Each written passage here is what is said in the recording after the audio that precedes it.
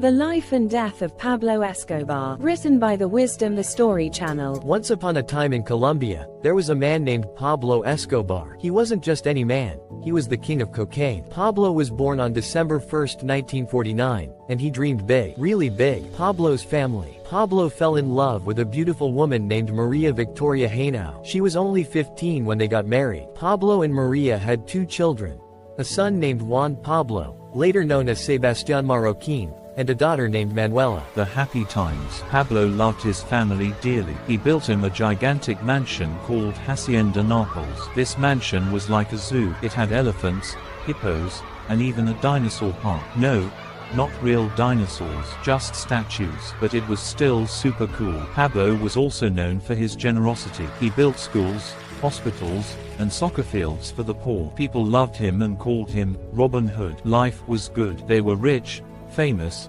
and loved by many. The crime king. But not everything was rosy. Pablo was also the most notorious drug lord ever. He controlled the cocaine trade and made billions of dollars. Yes, billions with a B. However, with great power came great enemies. The police, other drug lords, and even the US government were after him. Pablo was always one step ahead, though. He even offered to pay off Colombia's national debt. The saddened times. Life took a turn for the worse. Pablo's empire began to crumble. His enemies were closing in, and the police were getting smarter. In 1991, he surrendered and went to a luxurious prison he built himself, called La Catedral. It had a soccer field, a bar, and even a waterfall. Talk about fancy jail. But even in jail, Pablo couldn't stay out of trouble. He escaped, and the manhunt began. The police, with help from the US, hunted him down relentlessly. On December 2, 1993, a day after his 44th birthday, Pablo was found hiding in a house in Medellin. There was a big shootout, and sadly,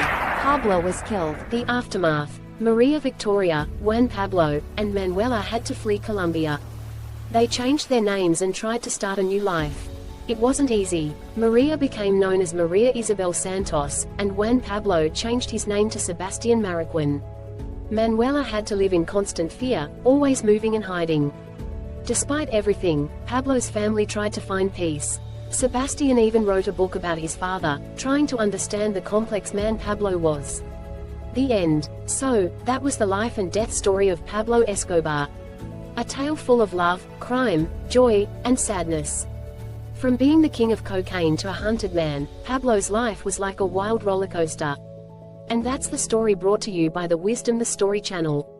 Remember, even in the darkest times, there's always a little light. Subscribe for more stories that make you laugh, cry, and think.